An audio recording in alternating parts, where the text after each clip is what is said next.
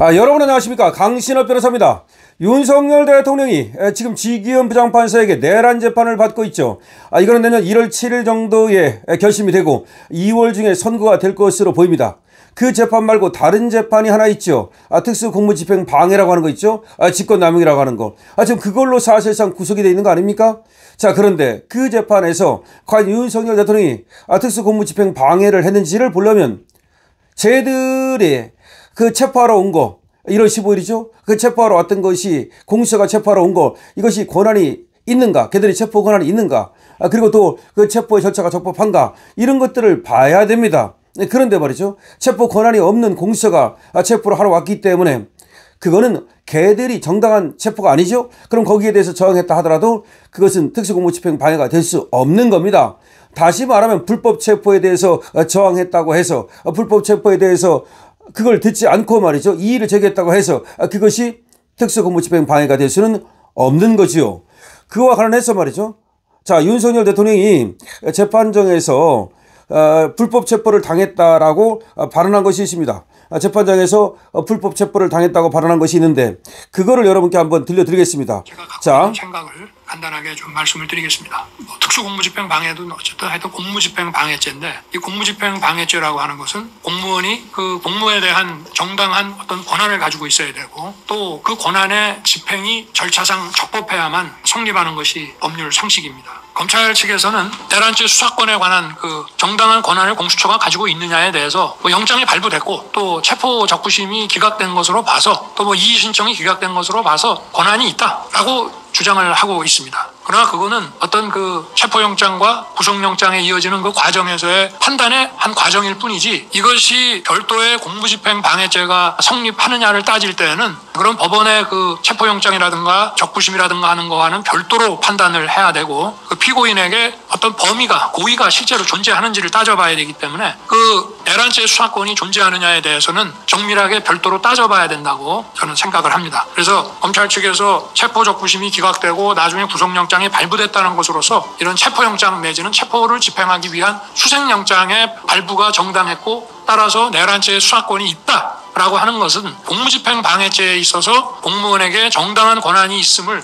원점에서 다시 판단해야 된다는 것과는 별개의 문제라고 저는 주장을 합니다. 그리고 적법한 그 집행 문제에 있어서는 지금 11개 그 필지에 대해서 수색을 집행을 했고요. 그리고 체포를 전제로 한 수색을 집행했는데, 이게 영장을 신청할 때 필지 하나밖에 신청을 못했기 때문에 나머지 국가기밀보안시설에 해당하는 필지에 대해서는 영장을 발부받지 못하고 경호처에 승낙을 요청을 했고, 경호처는 경호상의 국가안전에 관한 여러 가지 시설들이 존재하기 때문에 안 된다는 것과, 그 다음에 내란죄 수사권이 존재하지 않는다는 것이 참고돼서 여기에 대해서 정당하게 불승낙 조치를 했음에도 불구하고 이거를 위법하게 밀고 들어와서 이 수색영장을 위법하게 집행을 했기 때문에 수색영장에 이은, 수색 집행에 이은 체포 집행도 다 적법 절차 위반으로 위법한 집행이 되고, 또 그에 따라서 발부받은 본 영장, 구속영장도 다 위법하다고 할 것입니다. 저희가 서부지법에서 이루어진 구속영장, 본 구속영장의 그 영장 구속 전 피의자 신문에서도 이런 내용을 주장을 했지만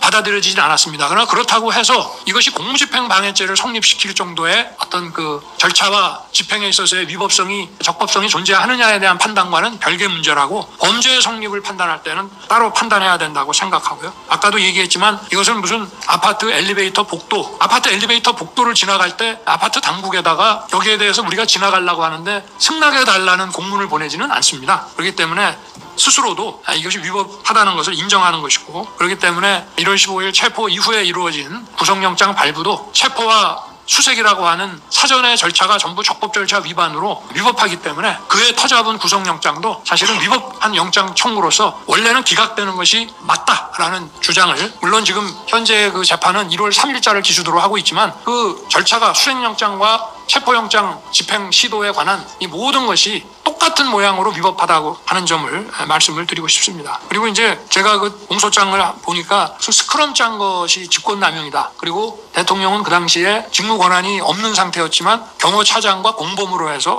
그렇다, 이런 주장을 공소장에서 하고 있습니다만은, 이 스크럼은 증인신문에서도 나왔지만 진짜 5분 10분 제대로 무슨 스크럼 짜기 훈련도 제대로 하지 않은 것으로 보여지기 때문에 이 점에 대해서 더 면밀하게 어떤 법률적 증거상의 검토가 필요하다는 점을 말씀드리고 싶고요. 또 11일, 12일 그 부장단 오찬이 이런 대통령실에서의 아주 이례적인 것이고 이것이 위법한 부당한 어떤 영장 집행의 저지를 지시하기 위한 자리라고 주장을 합니다만은 이것이 과거 이런 일이 없었다고 해서 이례적이라고 할 수는 없는 것이 저는 당시에 탄핵 소추가 되고 관저에서만 살고 있었고 그런 가운데에서는 고생하는 경호관들을 사실은 관저 그 만찬장에서 가능하다면은 부장뿐만이 아니라 일반 경호관까지 전부 한 끼 식사 대접 정도는 하는 것이 그거는 상식에 맞는 얘기이기 때문에 이것이 이례적이다라고 하는 것은 맞지 않습니다. 그리고 제가 계엄 전에도 가을경에 주말 체육 행사를 내부에서 했는데 그 주말에 나온 그 경호관들이 아마 한 50명 이상 됐을 텐데 관저 만찬장에서는 갑자기 이 식사 준비가 안 된다고 해가지고 이 경호관들을 전부 대동하고 한남동에 아주 큰 식당 하나를 풀로 예약을 해서 전 경호관들을 데리고 가서 저녁 식사를 한 적도 있습니다. 이런 것이 무슨 그럼 이것도 또 따지고 보면 나중에 무슨 계엄을 예상해가지고 경호관들을 다 잘해주기 위한 하나의 이런 거 아니었냐 그런 얘기를 하더라고요. 제가 여름 휴가 때 저는 대통령이 되면 골프를 안 치고 만약에 치게 되면 한 영광급 군인들하고만 치겠다라고 선거 때부터 마음을 먹고 있어서 제가 그동안은 골프채를 잡지를 않았습니다만은 여름 휴가 때 제가 해군기지와 계룡대에서 중령급하고 부사관들 일부를 데리고 운동을 몇 차례 했는데 그것도 그 사람들이 다 가서 조사를 받았더군요. 계엄을 대비해서 한 것이 아니냐. 그러나 대통령이 영광급 장교들 또 고생하는 부사관들을 하고 함께 골프 운동을 하는 것이 그게 국군 통수권자로서 못할 일인 건지 좀 생각해 주시기를 바라고 그런 것과 다 일맥상통하는 차원에서 이렇게 했습니다. 그리고 위력경호 문제까지는 얘기하지 않겠습니다. 하여튼 그 공무집행 방해죄의 성립 요건과 관련해서 그야말로 가장 원초적인 형법 강론의 기본 이론으로 돌아가서 처음부터 다시 판단해 봐야 된다고 저는 말씀을 드리고 싶습니다. 네, 이상입니다. 자, 여기까지인데요.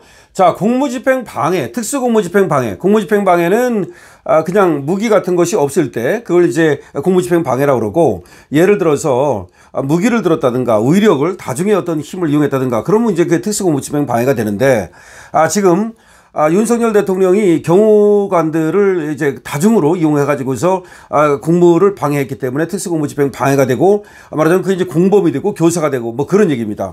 그런데 특수공무집행 방해가 되기 위해서는 먼저 말이죠. 특수공무집행 방해 구성 요건이 성립해야 되거든요. 구성 요건이라는 건 뭐냐면 쟤들이 정당한 권한을 가지고 정당한 공무를 집행하는데 여기에서 그걸 불법으로 위법하게 막았다 이렇게 돼야 되는 거예요. 그런데 지금 윤석열 대통령이 얘기하는 건 뭐냐면 저 공무집행이 정당하지 않다는 거예요.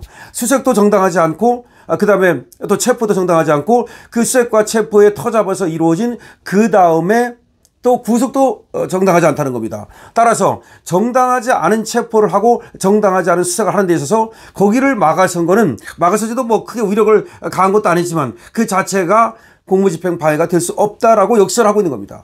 지금 보면 말이죠. 윤석열 대통령이 역시 법 전문가답게 그러니까 형법 강론으로 돌아가서 특수공무집행 방해가 성립하는지를 구성 요건부터 따져달라는 겁니다. 그러니까 무조건 정치적으로 윤석열 대통령이 잘못했다가 아니라 이것이 법적으로 법에 기반해서 구성 요건 위법성 책임이라고 하는 그야말로 우리 기본적인 어떤 그 법조인으로서의 그런 어떤 법적 지식에 근거해서 그리고 법적 양심에 근거해서 그것이 과연 위법하게 그렇게 정당하지 못한 권한을 행사한 것인가 그래서 특수공무집행 방해가 되는가라는 것을 따져달라고 요구하고 있는 겁니다.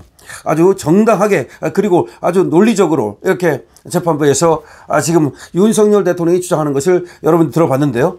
그렇기 때문에 무죄가 나올 가능성이 굉장히 높은 건데 정치적 재판을 한다면 무죄가 나올 수 없겠습니다만 정치적 재판이 아니고 그야말로 법적 재판을 한다면 특수공무집행 방해라든지 직권남용이라든지 이런 것들도 얼마든지 무죄가 나올 수 있다는 걸 알 수가 있습니다. 더군다나 필지가 11개 필지였는데 그 영장을 받아올 때 1개 필지에 대해서만 받아왔다는 겁니다. 나머지 10개 필지가 군사 기밀과 관련된 거기 때문에 그런 영장 없이 거기를 갖다가 압수수색하고 수색할 수 없는 것인데 그럼에도 불구하고 그런 수색을 했다는 것도 우리가 알 수가 있습니다.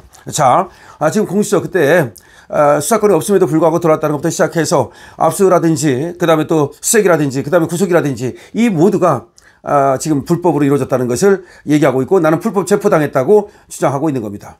자, 윤석열 대통령 지금 내란 재판뿐만 아니라 특수공무집행 방해도 무죄가 될 가능성이 높습니다. 여러분 어떻게 생각하십니까? 여러분들께서는 강신업TV의 좋아요와 구독을 부탁드립니다. 강신업TV입니다.